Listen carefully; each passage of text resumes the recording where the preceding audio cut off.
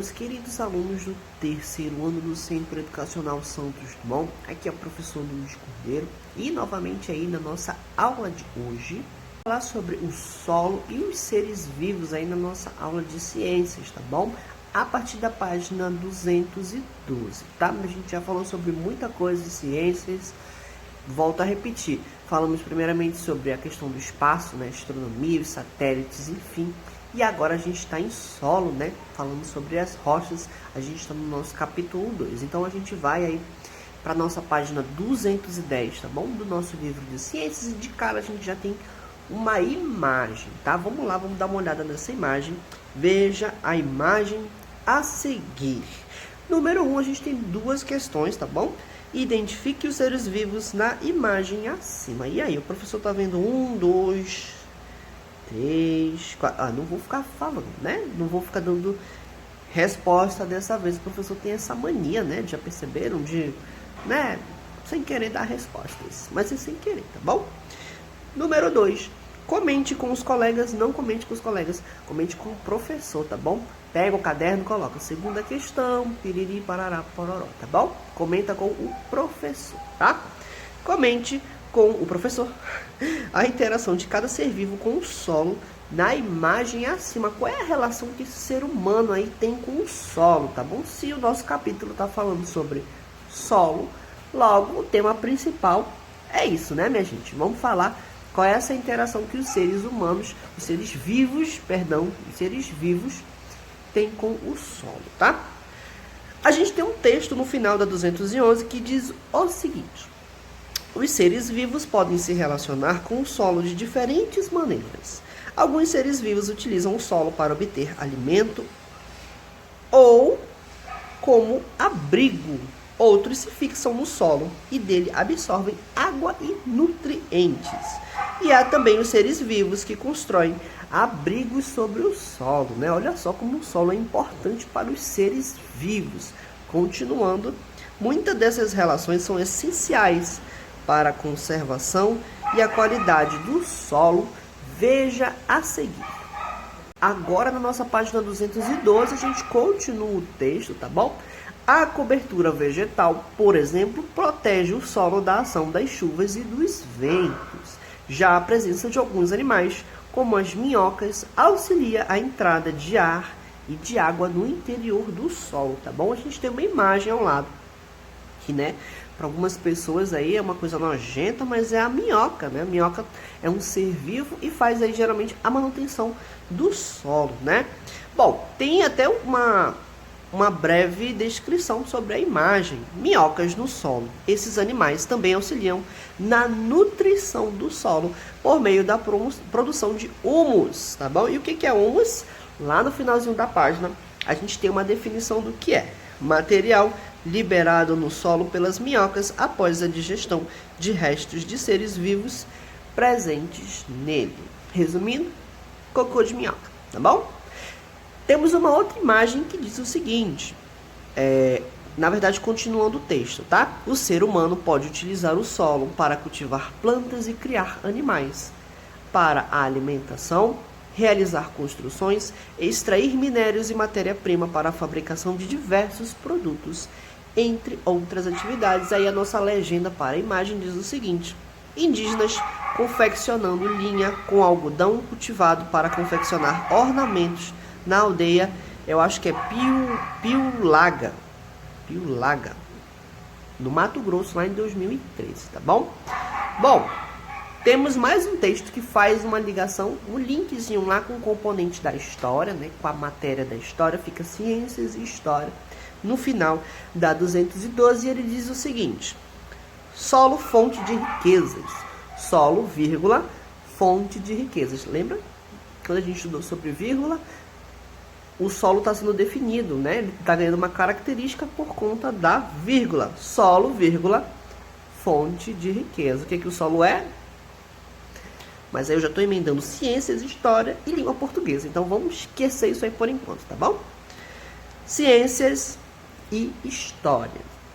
Desde que os europeus chegaram ao Brasil no final do século XV, o solo brasileiro foi muito utilizado e explorado.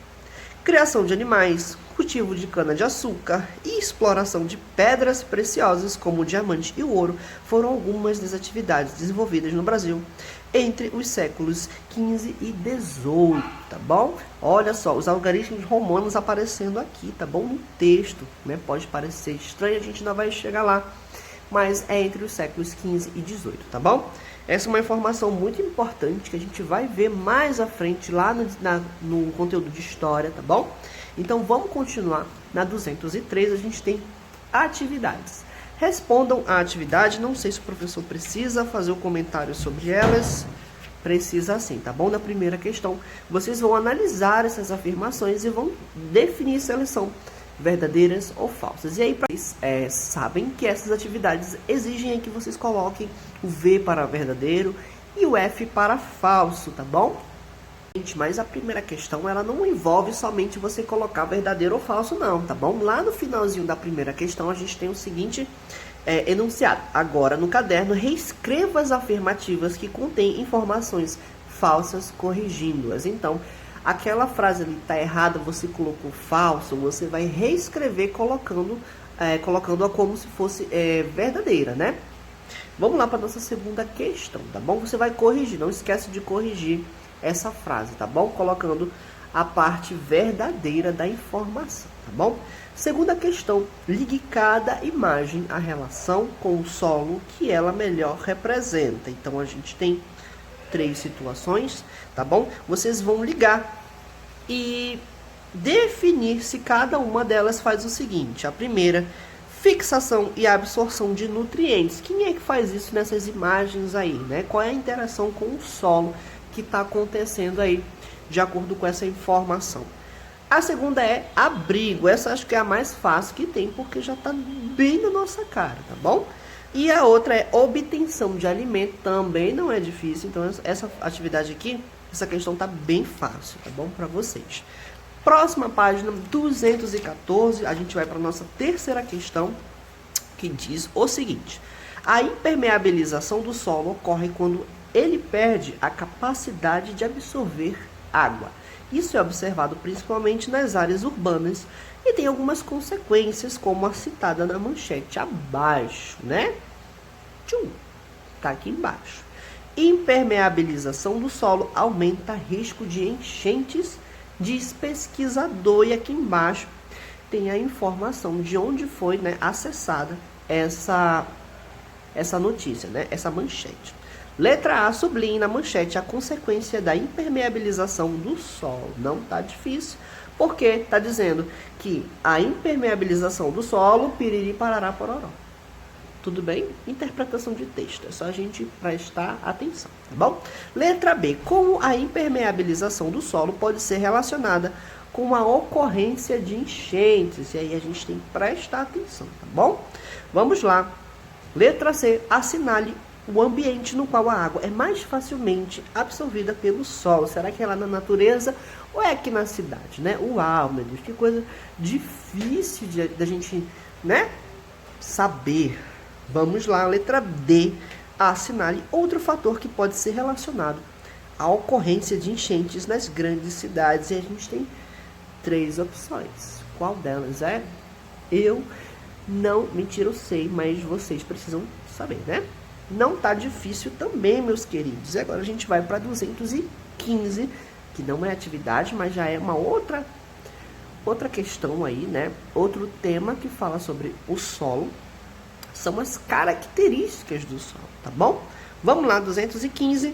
Mateus visitou uma feira de ciências com a professora e os colegas. Nessa feira, eles puderam conhecer um pouco mais sobre o solo. Deixa o professor dar uma olhada aqui, se ele precisa explicar. Preciso sim, senhores, né? Preciso sim, senhores. Primeiramente, está falando aqui sobre a cor do solo, nossa primeira imagem, né? Aqui o rapaz que está apresentando diz o seguinte: existem solos de diferentes cores. A cor do solo é uma característica que pode indicar alguns de seus componentes, né? Isso tem a ver com as relações de minério, por exemplo, né?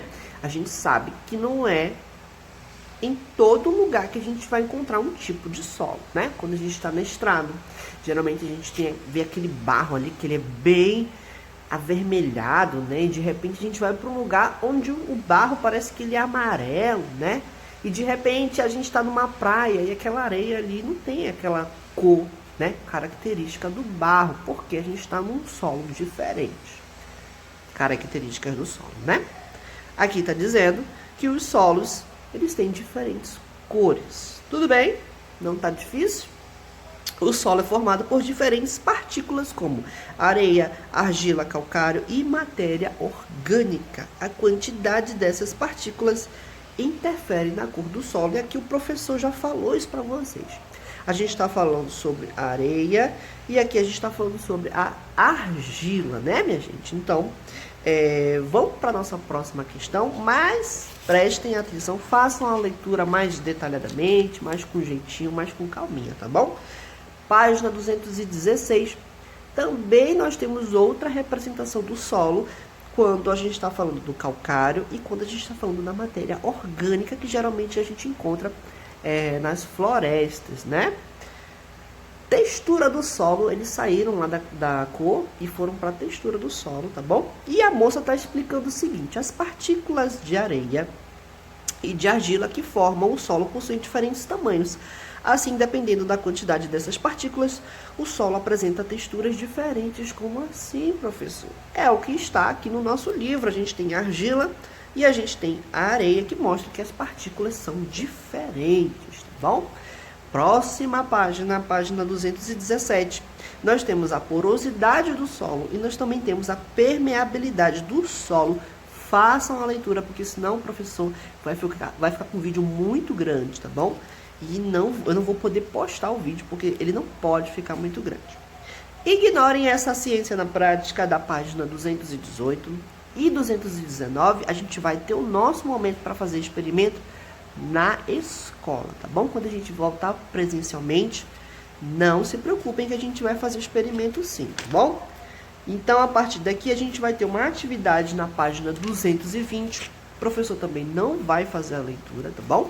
Façam a leitura, que não tá difícil, tá super fácil essa atividade. Eu já vi antes, tá bom? E, pra gente finalizar, a gente vai falar sobre o solo e a agricultura, tá bom? Observe a imagem abaixo. O que é isso, minha gente? Eu acho que todo mundo sabe o que é, todo mundo conhece, né? Temos 3 questões. A primeira diz o seguinte: o que a pessoa está fazendo com o solo? Acho que a gente sabe, né? Segunda questão: qual é a importância para as plantas da atividade que essa pessoa está realizando?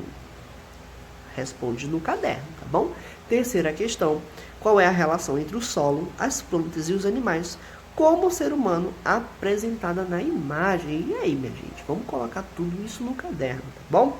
O solo é utilizado pelo ser humano de diferentes maneiras. Olha aqui a gente de novo vendo ciências, mas ciências com geografia, né? É do solo, por exemplo, que obtemos muitos alimentos por meio do cultivo de plantas e da criação de animais. A agricultura é a atividade de cultivar plantas. Ela envolve várias técnicas de preparo do solo para o plantio, como a apresentada na imagem acima. O cultivo de plantas é uma das atividades, né? É uma das principais atividades econômicas aqui do nosso país, o Brasil, e é praticada pelo ser humano há milhares de anos. E a gente tem uma imagem representada lá no Egito, né? Imagem de egípcios preparando o solo para o plantio. No Egito Antigo, os egípcios utilizavam diferentes ferramentas e técnicas para cultivar plantas no solo. Nossa, professor, que leitura grande, né? Eu fiz rapidamente, tá bom? Mas façam a leitura, inclusive vocês vão fazer uma leitura mais tranquila, mais serena, devagar, agora na página 222, página 222, tá bom? Técnicas de cultivo do solo. Façam a leitura desse material, porque tá muito grande, mas é importante falar sobre a aração e a adubação também, tá bom? E por último, a gente tem a irrigação, que também é outra, tá bom? Outra técnica de cultivo, tá? Não esqueçam. Bem como a drenagem, tá? E aí a gente para aqui nessa página 223, tá bom? É isso, meus queridos alunos, até a nossa próxima aula. Muito obrigado. Espero que vocês tenham compreendido um pouquinho mais, tá bom? Se tiver alguma dúvida, entre em contato com o professor, que eu tento responder da melhor maneira possível e da maneira mais rápida também, tá bom? Então,